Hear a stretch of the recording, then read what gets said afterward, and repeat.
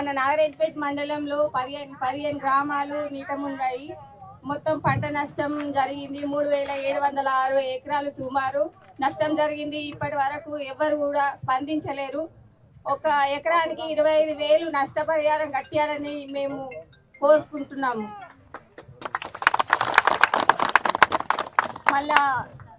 మళ్ళా ఆడబిడ్డలకు 2500 అన్న రూపాయలు కూడా ఇప్పటి వరకు ఇవ్వలేదు. తులం బంగారం అన్నారు, తులం బంగారం కూడా ఇవ్వలేదు. మరి ప్రభుత్వం ఏం చేస్తుందో అర్థమైతలేదు. గ్యాస్ సిలిండర్ కూడా 500 అన్నారు, అది కూడా లేదు. పింఛన్లు 4000 అన్నారు, 6000 అన్నారు, 6000 లేదు, 4000 లేదు ఇప్పటికి. మరి చూడాలి, గవర్నమెంట్ మాత్రము పట్టించుకొని మాకు నష్టపరిహారం అయితే 25,000 ఎకరానికి కట్టియాలని మేము కోరుకుంటున్నాము. డబ్బులు లేక అప్పుల పాలైన మనం, అందుకోసం మనం ధైర్యం చెప్పడానికి వచ్చింది. అదే మనం చాలా సంతోషపడాల్సిన విషయం. ఎందుకంటే ఇంకొక విషయం ఏంటంటే ఇప్పుడు వికలాంగులకు డబ్బులు ఇచ్చే నాదులు లేవు. ఈ 2000 పింఛని 4000 పింఛని అని చెప్పారు. ఆ 4000 పింఛని గురించి ఇప్పుడు కూడా 2000 పింఛని ఇస్తారు కానీ 4000 ఇచ్చేటోళ్ళు లేదు. అందులో కూడా దోపిడి దొంగలు ఉన్నారు. మళ్ళీ రెండోది ఈ మహిళలకు కూడా 2500 కేటాయించి అవికి కూడా ఇప్పటికీ ఇస్తులేదు. 6 గ్యారంటీ అన్నారు. ఈ గ్యాస్ కూడా డబ్బులు వేస్తామని చెప్పి. రెండోది మగవాళ్ళు ఎవరన్నా పోవాలంటే దానికి 10 రూపాయలు 20 రూపాయలు ఎక్స్ట్రా ఉన్నాయి. మళ్ళీ దానికి ఇబ్బంది చాలా, రోడ్డు పోటీ పోతే కూడా ఇబ్బంది, కొట్లాటలు చాలా ఇబ్బంది చాలా అవుతుంది. ఈ గవర్నమెంట్ సమావేశము 6 గ్యారంటీ అంటే 6 గ్యారంటీల ఏది కూడా కరెక్టే లేదు మేడం. దీనికి గవర్నమెంట్కు డిమాండ్ చేస్తున్నాము. మాకు రైతులకు చాలా ఇబ్బంది ఉన్నది కాబట్టి ప్రతి 6 గ్యారంటీల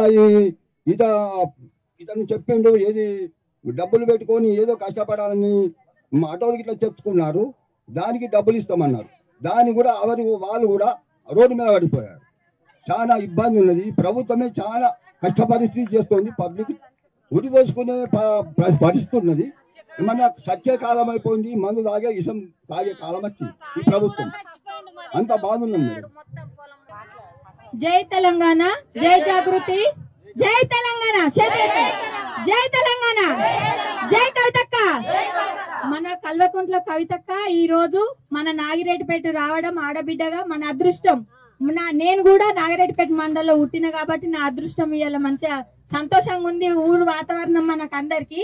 అనుకోకుండా వర్షాలు పోచారం ప్రాజెక్టు నిండి ఇవల్ల తెగిపోతే మీరు వాడి కావచ్చు, శీనూరు కావచ్చు, గోపాల్పేట నా 10 ఊళ్ళు ఈ స్కూళ్ళ పంటి ఉండి స్తంభాల మీద ఉండి నలుగురు స్తంభాల మీద గొర్రెల కాడికి పోయి ఎక్కితే వాళ్ళని ఎవ్వరు కూడా కాపాడలేరు. మీరందరు స్కూళ్ళల్లో అక్కడక్కడ ఉన్నారు. కనీసం సీఎం వచ్చిండు మన కామారెడ్డికి, కనీసం పోచారం ప్రాజెక్టుకు వచ్చి చూడలేడు. నాకు అందుబాటు లేదు, సమయం లేదని సీఎం గారు పోయిండు. మరి అధికారం ఉన్న ఎమ్మెల్యే కూడా మదన్ మోహన్ కూడా ఎలాంటిది మరి మనకు స్పందించలేడు. ఇవాళ్లకు అమన్ గాని హామీలు ఇచ్చిండు, అధికారంలోకి వచ్చిండు, మన ఆడవాళ్ళని మోసం చేసిండు. 2500 ఇస్తాడు, తులం బంగారం ఇస్తాడు, ఏది లేదు, గ్యాస్ ఇస్తాడు, దొంగ హామీలు ఇచ్చిండు. ఇలా సీఎం పోస్ట్ లో కూర్చున్నాడు. అధికారంలో ఉన్న ఎమ్మెల్యేలు మనకేం చేస్తలేడు. వద్దలు అనుకోకుండా వచ్చి పంట నష్టం అయిపోతే కూడా మనకే ఎట్లాంటి పంట నష్టంకు కూడా రూపాయి ఇయ్యలేడు మన మహిళలకు. ఇవాళ ఇక్కడ నాగిరెడ్డిపేట చూసుకుంటే మానవుల పార్థం ఉంది కాబట్టి మీకు చెప్పుకోవడానికి చాలా బాధ ఉంది. ఇక్కడ మన కవితక్క జనం బాట బట్టి మన జనాలకు ఇవాళ మన పరిస్థితి చూసుకొని మన అక్క మనకు అధికారంలో ఉన్నలకు ప్రశ్నించడానికి మన బాధలు వాళ్ళకు చెప్పడానికి మన కవితక్క స్వాగతానికి వచ్చింది. అక్క తోటి మాట్లాడాలని మనము కోరుకుంటున్నాం. జై కవిత, జై తెలంగాణ, జై తెలంగాణ. నిలబడాల కూర్చోవాల అంతేనా? జై తెలంగాణ. అందరికీ నమస్కారం. పొద్దున్న నుంచి మొత్తం జాగృతి జనం బాట కార్యక్రమంతో జుక్కల నుంచి మొదలు పెడితే అన్ని దగ్గరలకు పోయి ఎక్కడెక్కడైతే ఏమేమి సమస్యలు ఉన్నాయో చూసుకుంటా వాటి మీద ప్రభుత్వాన్ని అడుక్కుంటా వస్తా ఉన్నాము. ఇట్లా అడుగుటోళ్ళు లేక జులుం ఎక్కువైపోయింది. ఆనాడు రెండేట ఏది పడితే అది, నోటికి ఏది పడితే అది మాట్లాడి ఓట్లు వేయించుకున్నారు. ఇవాళ మరి అడిగేటోళ్ళు లేక కనబడకుండా పోయింది. ఇక్కడ ఉన్న ఎమ్మెల్యే మదన్ మోహన్ గారు 3 నెలలకు ఒక్కసారి కూడా కనబడాడు మీకు. నీకు ఇంత వానొచ్చి వరదొచ్చి నీకు ఇబ్బందులు అయితే కూడా కనీసం కనబడనటువంటి పరిస్థితి ఉన్నది. మరి ఓట్లేసుకొని అవతల పడ్డోళ్ళను మనం ఊరికే ఉంటే వాళ్ళు మన మాట వినరు. వాళ్ళ కింద ఉండే అధికారులు ఉంటారు, కలెక్టర్లు ఉంటారు, వాళ్ళు పనిచేయాలి. వీళ్ళు చెప్తే వాళ్ళు చేస్తారు, మరి వీళ్ళు కనబడకుండా పోయినాక వాళ్ళు కూడా చేస్తలేరు. అంటే నాకు ఎంత బాధ అయిందంటే ఈ మొత్తం బ్యాక్ వాటర్ ఏదైతే అక్కడ నిజాం సాగర్ బ్యాక్ వాటర్ ఉన్నదో దాంతో మన నాగిరెడ్డిపేట మండలంలో ఈ పోచారం కావచ్చు, మాల్తుమీద కావచ్చు, గోల్లింగాల కావచ్చు, చీనూరు కావచ్చు, వాడి, నాగిరెడ్డిపేట్, బంజరా, లింగంపల్లి, కలాన్, తాండూర్, వెంకంపల్లి, మాన్సాన్పల్లి, మాటూర్, పెద్దాత్మకూర్, జలాల్పూర్, ఎర్రారం కావచ్చు, అన్ని గ్రామాలలో కూడా మరి 1000 ఎకరాలు మునిగిపోయినాయి. తమ్ముడు మాట్లాడుకుంటా 7000 ఎకరాలు అన్నారు, అంతకుముందు వేరే వాళ్ళు మాట్లాడుకుంటా మరి 6000 ఎకరాలు అన్నారు. మరి కరెక్ట్ ఎంత అన్నది కూడా అధికారులకు లెక్క రాసుకోవడానికి తీరికలేనటువంటి పరిస్థితి ఉన్నది. ఘోరం ఏంటంటే అట్లా మునిగిపోయినాయి వెంటనే మళ్ళా పొతం చేసుకొని సరి చేసుకోవాలంటే అది అదనపు ఖర్చు అవుతుంది. కనీసం దానికోసం కూడా ఆలోచన చేయనటువంటి పరిస్థితి ఉన్నది. అంతకుముందు మరి పెట్టుకున్నాం, మనం ఆఫీసర్లను పెట్టుకున్నాం, 5-5 వేలకు ఒక్కొక్క ఆఫీసర్ ఉండి 5-5 వేల ఎకరాలకు వచ్చి రాసుకొని పోవాల్సింది ఉండే. కానీ కనీసం వాళ్ళు ఆ పని చేస్తలేరని చెప్తా ఉన్నారు. కాబట్టి నేను ఈ జిల్లా కలెక్టర్ గారిని డిమాండ్ చేస్తున్నా, మరి ఈ ప్రాబ్లంను, ఈ సమస్యను మీరు చాలా చిన్న సమస్య అనుకొని వదిలేస్తే మేమైతే వదిలిపెట్టేది లేదు. అవసరం అంటే వచ్చి మీ కలెక్టరేట్ ముంగటనే కూర్చుంటాం తప్పితే దీన్ని ఇడిచిపెట్టేది లేదు. ఎందుకంటే మునిగిపోయింది రైతుల వల్ల కాదు, రైతుల తప్పు కాదు, మరి దేవుడి వల్ల జరిగింది, ప్రకృతి వల్ల జరిగింది. అట్లాంటప్పుడు ఆదుకోవాల్సింది ప్రభుత్వమే. కాబట్టి ఖచ్చితంగా ముందుకొచ్చి మరి ఎకరానికి ఈ రైతులు కోరుతున్నట్టుగా కనీసం 25,000 రూపాయలు ఇవ్వాలని చెప్పి నేను ఈ అన్ని గ్రామాల రైతుల పక్షాన ప్రభుత్వాన్ని డిమాండ్ చేస్తా ఉన్నాను. నేను డిమాండ్ చేసేదాన్ని కాదు, బాగా మొండిదాన్ని. బతుకమ్మ ఎత్తితే దించలేదు, బోనం ఎత్తితే దించేదే లేదు. అట్లనే ఇవాళ మన ఊరు సమస్యలు ఎత్తుకుంటే అది కూడా దించేదే లేదు. ఇచ్చేదాకా కొట్లాడదాం, ఏడుకంటే ఆడిపోయి కొట్లాడదామని మన రైతన్నలందరికీ, ఆడబిడ్డలందరూ కూడా నేను భరోసా ఇస్తా ఉన్నా. అట్లనే మరి మనకు ఈ నష్టం జరిగినటువంటి సందర్భంలో విద్యుత్ కంబాలన్నీ కూడా పడిపోయినాయి, ట్రాన్స్ఫార్మర్లు ఇబ్బంది అయిపోయినాయి.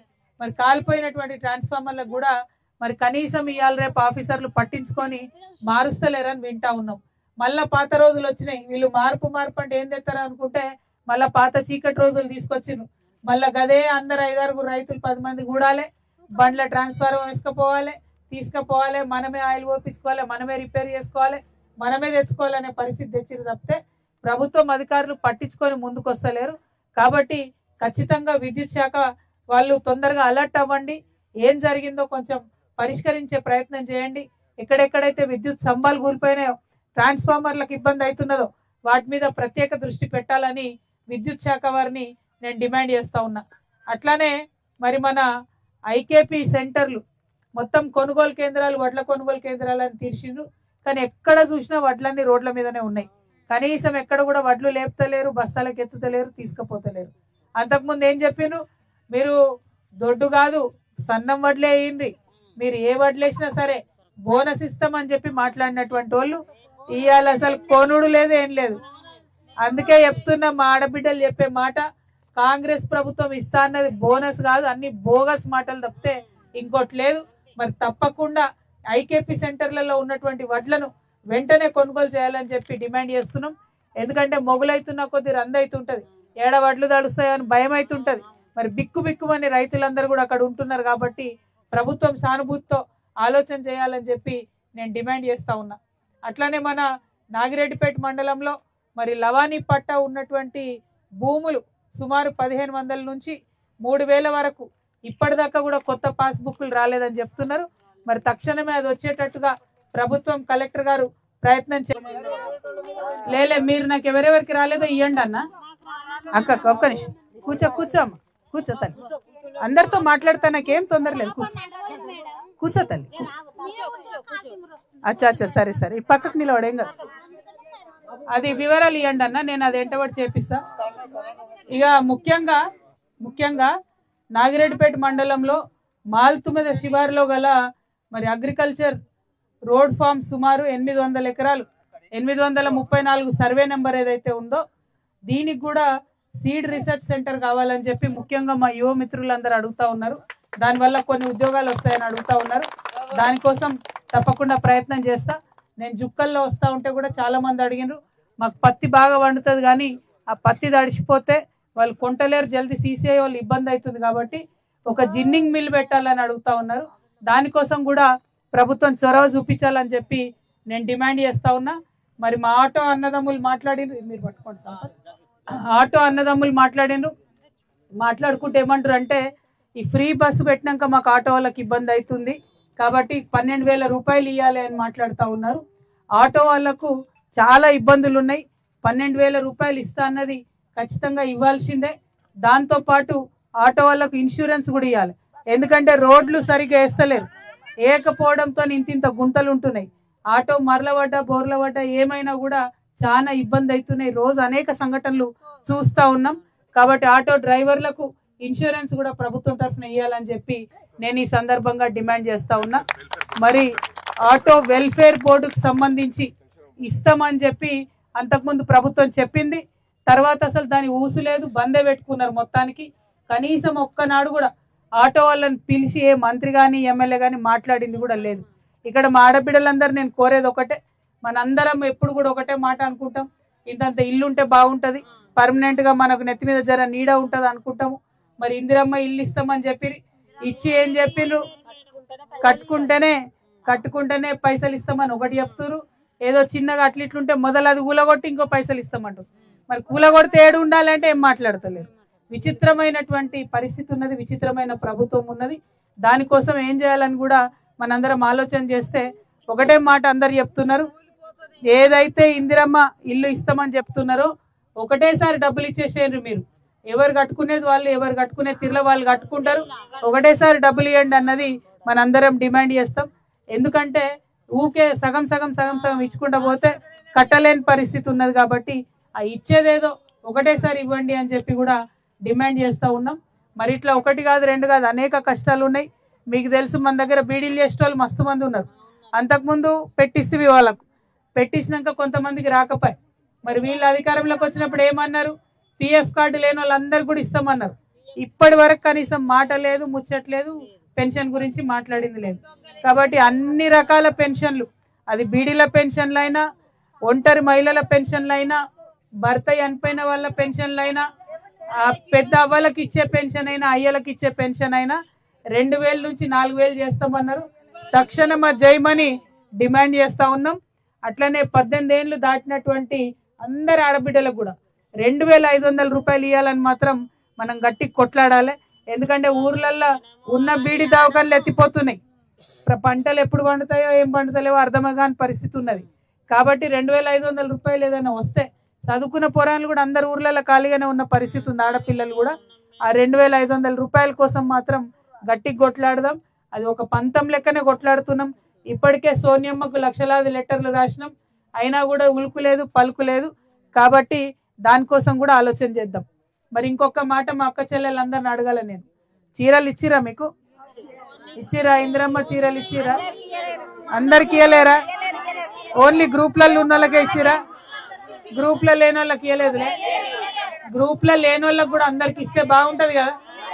ముఖ్యమంత్రి ఏమంటున్నంటే 1,000,000 మంది ఆడబిడ్డల్ని కోటీశ్వర్లు చేస్తా అని చెప్తున్నాడు ఆయన.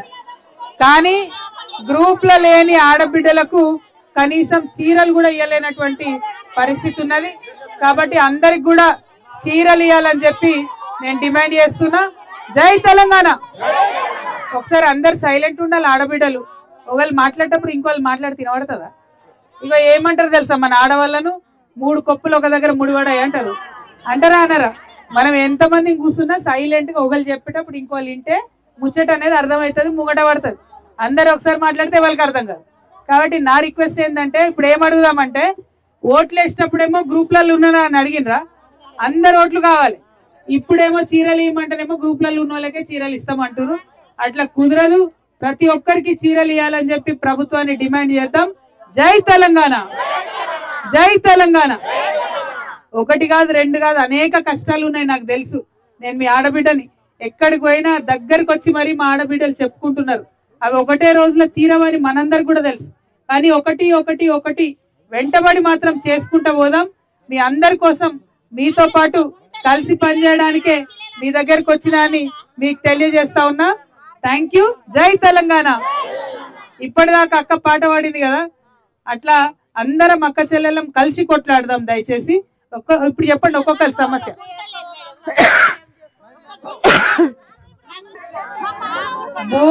భూమి లేని వాళ్లకు ఒక నిమిషం అగో మళ్ళీ ఇంటర్ అయినారు మీ నాగిరెడ్డిపేట వాళ్ళు. జై తెలంగాణ. ఒక్క నిమిషం వినాలే నాగిరెడ్డిపేట వాళ్ళు. ఇప్పుడు భూమి లేని వాళ్లకు ఎవరైతే కూలీ వేసుకుంటారో ఆ రైతు కూలీలకు కూడా 12,000 రూపాయలు ఇస్తామని చెప్పింది. దానికోసం కూడా అడగాలి. మనం కూడా ఇస్తలేరు కానీ అని మర్చిపోయి అప్పుడే కూరుకున్నాం. చెప్పినవన్నీ గుర్తు తెచ్చుకొని ఒకసారి అడుగుదాం. అడగంగా ఖచ్చితంగా వస్తాయి. అడుగుదాం అన్న విషయాన్ని తెలియజేస్తా ఉన్నాను. Thank you. జై తెలంగాణ.